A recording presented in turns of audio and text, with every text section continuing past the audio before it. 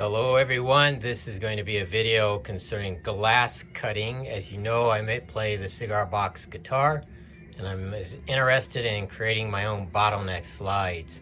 There's lots of videos out here about cutting glass on the YouTube, and I'm going to try to take this one in a little bit of a different direction and go over some of the hassles and the things and the problems that people are having, whereas showing you exactly how to do it.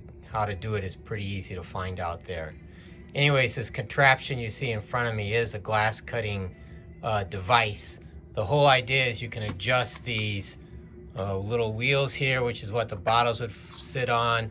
This here thing aligns it so that you can adjust it back and forth for the length of the bottle.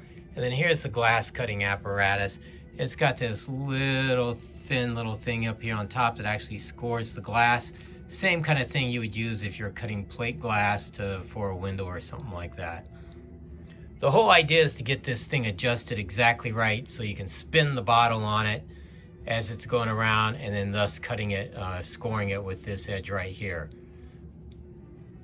Idea works well on paper. In actuality, it's a real pain trying to get all these little screws adjusted because everything is bolted in underneath. Is just a real pain to get it set up right.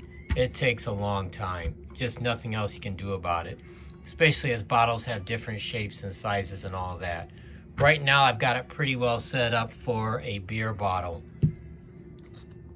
and here's the beer bottle that I'm using, and you can see I've already scored it here, but this one here has got a pretty poor score on it. You can see right there on this one, it looks like it came around and it sort of did a spiral instead of doing a meet exactly up to where it started. The whole idea is to get it to start and end at the same point on the glass. Otherwise, you're going to get a pretty bad break when you do it, and who knows what may happen. I'm going to go ahead and break this one, and we'll see how it ends up. But as you can kind of see there, that is a very poor score.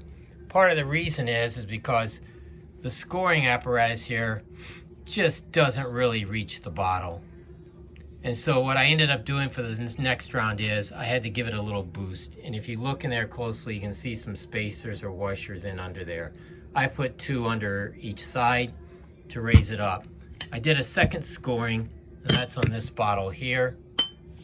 And you can see that the score line is much better all the way around, and that it's a nice smooth one line. The whole idea is that you do not want to go around more than once. All it takes is one round if you got a good score on it, and at that point then you ought to be able to get the bottle to crack. If you're having problems, like let's look at this one here. This one here is a problem. I was trying to make a bottleneck slide. This happened to be actually a screw-off bottle of wine, and you can see my score line right about there where my thumbnail is. That's where it was supposed to crack. Instead, it cracked up here where the screw part is. That's probably a weak point in the glass as well because it's thin. It scooped down below my score line. It made a really nasty break right there, making this thing worthless. I also had scored this bottle here at the other end. You can see I got a pretty good break on it, with the exception over here. There must have been one little spot where it was slightly off, caused a stress in the glass when it was doing the splitting process, and I got a stress crack going right down through the glass. Now this is kind of like a crack in your windshield in that you see it, but you can't really feel it all that well. But it's in there, and it does make it somewhat imperfect. So this here is a throwaway, but it's kind of showing you some of the mishaps you can get into as you start to try to make these bottleneck slides and the problems that you may have. Here's an example I did with a bigger wine bottle. This one came out pretty nice. You can see a nice good clean break on that one. I've been polishing it down, sanding it down. We'll go into some additional techniques on that a little bit later. But let's right now knowing how to get this thing set up right, getting this raised up a little bit here so that it's meeting the glass a little nicer. I'm going to go ahead, go through the process of cracking these two things, and then we'll see what happens. All right, I'm going to do the hot, cold water technique to crack the bottles. So I'm heating up water right now in the teapot, and once it hits the boiling temp, I'll be ready to use it. Also working on getting some water ice cold, and I got a nice big huge measuring cup here full of crushed ice and cold water, getting that chilled down. And so the idea is to pour hot on, cold on, which stresses the glass, and it will crack at the weakest point, which is the score line. We're going to try the one that I had troubles with on the scoring first and see what gives there. Forgot my safety goggles, glasses.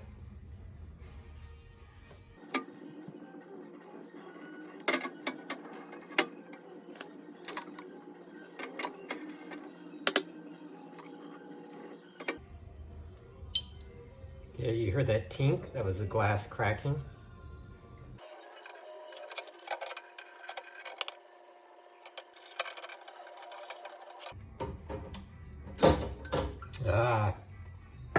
And as I was worried about with the poor score line, we got a very poor cut.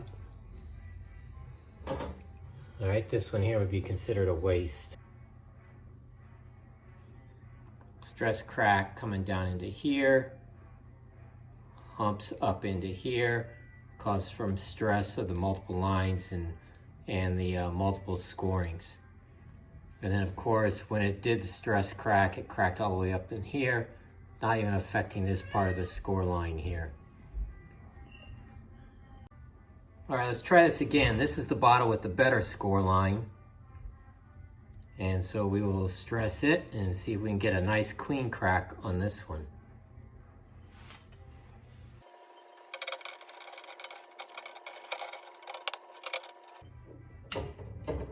You just heard the crack.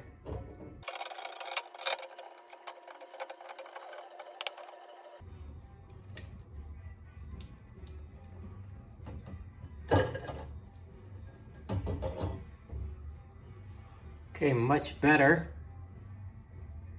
We've got a very clean cut all around in here, but however, some reason the stress went up like this, which means we'll have to trim this part off.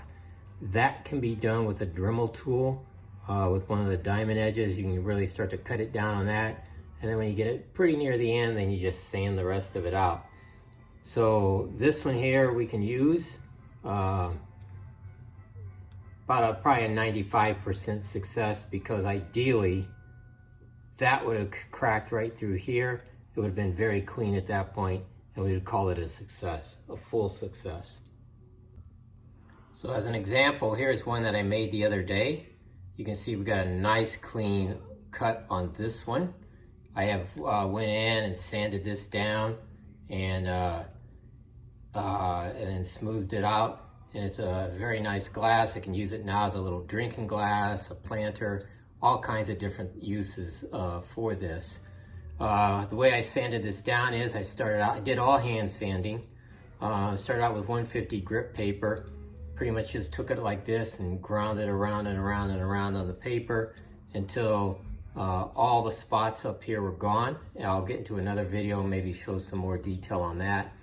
And then walked my way up from 150 grit, I think it was like 350 or something, and then up into 600 and some, and then I think it was like 1500 for the final polishing. And then that makes it nice and smooth so you can use it for a drinking glass.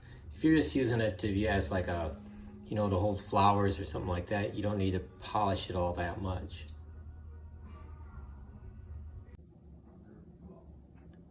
All right, we're getting ready to grind off that little lip on the glass that you can see there where it went above the score line.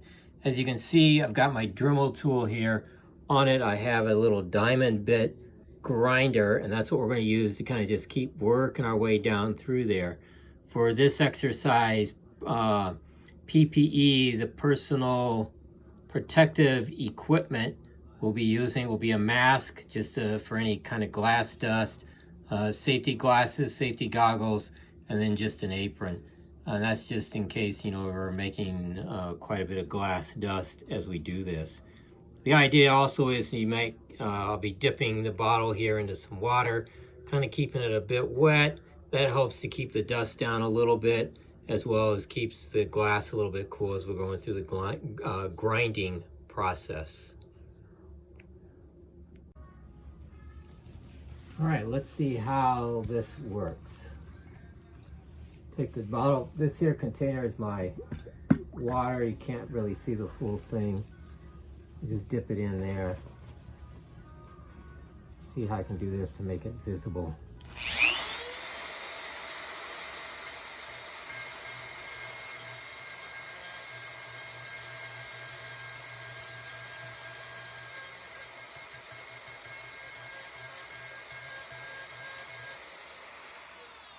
See how the tip of it's coming down. I tried using this Dremel tool to sort of smooth out the glass in here. This is on previous projects just to try it out. And what I found was it doesn't really work so well because every time you touch it sort of grooves it like that. And that's not what you want. You really need a flat kind of sander to go in. So we're going to try some other techniques. I'll show you what I've done in the past a little bit later. But let's keep working on this.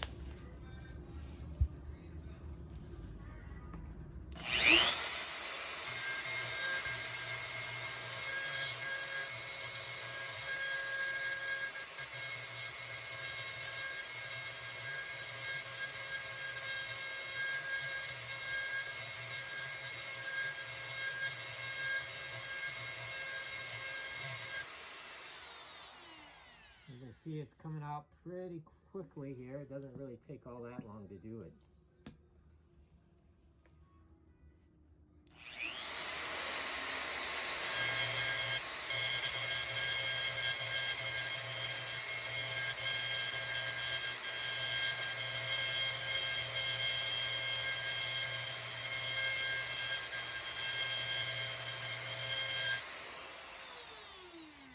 So it's almost there. I'm going to grind just a little bit more off, and then we'll have to sand the rest of it out because I don't want to grind too much.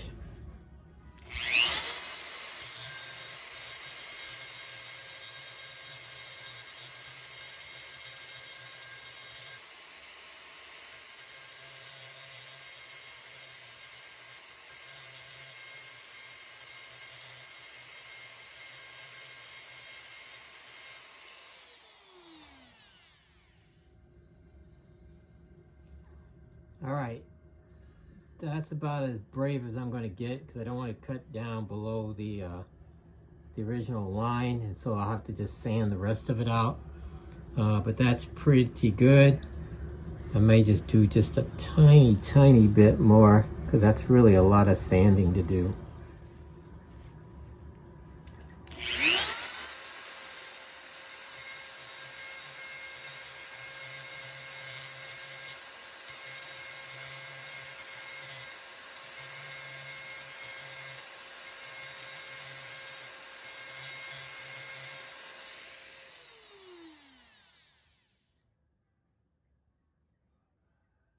All right, that's it. We'll have to do the rest now with sanding. So you can kind of see the discoloration here. This part here is kind of like cloudy, and the rest is still pretty nice and got good color on it. Hopefully, yeah, you can kind of see it better at that angle probably. As you get wet, you don't see it then. But then what happens, let me just get a piece of paper, is I take it like this and grind it. Just keep going around and around and around and around. And it takes a while. This is wet, dry sandpaper that I'm using, 150 grit.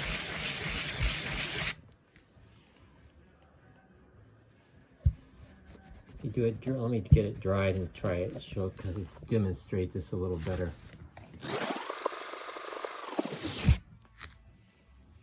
There we go. You can see some of the cloudy spots and the shiny spots. Shiny spots really aren't touching the sandpaper yet. The cloudy spots are. And the idea is to get all these cloudy spots the whole way around the rim. And that means we've got to sand off quite a bit of this to get down into some of these other areas to get these going as well. And that's our task here. And so this takes quite a while. I'm not going to show the whole thing here. We'll stop the video and pick up again a little bit later.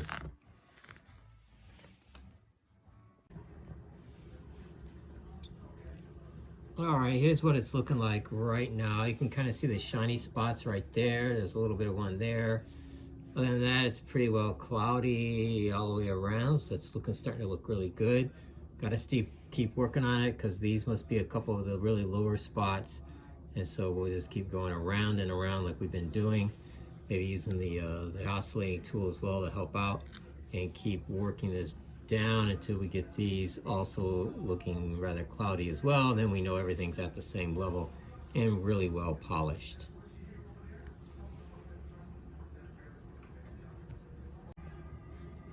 All right, I think we are finally there. This will take you some time to get it all ground out. You can see how there's really no shiny spots on there at this point. And so now we're ready to walk it up through the other sandpapers. And what I usually do with these is I'll switch now over to let me just kind of go through the grades here. That's my 1500. We got 600 and 320. So that's my grades of sandpaper, and I'll take about 10 minutes on each one and polish them on that one. Same motion, just going around and around in little circles. And then once I'm done, I should have a really cool looking drinking glass. We'll check it out at that point.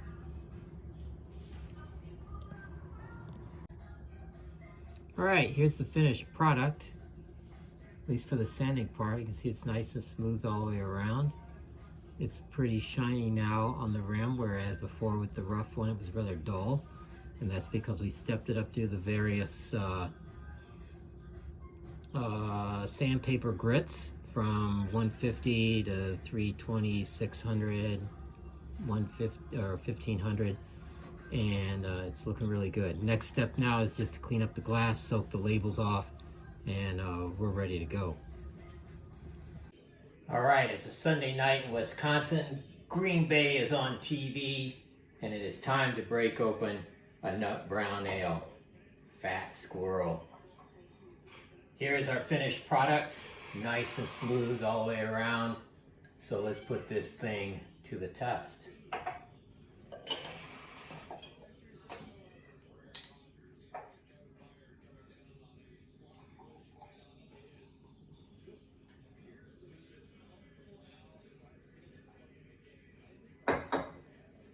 Cheers.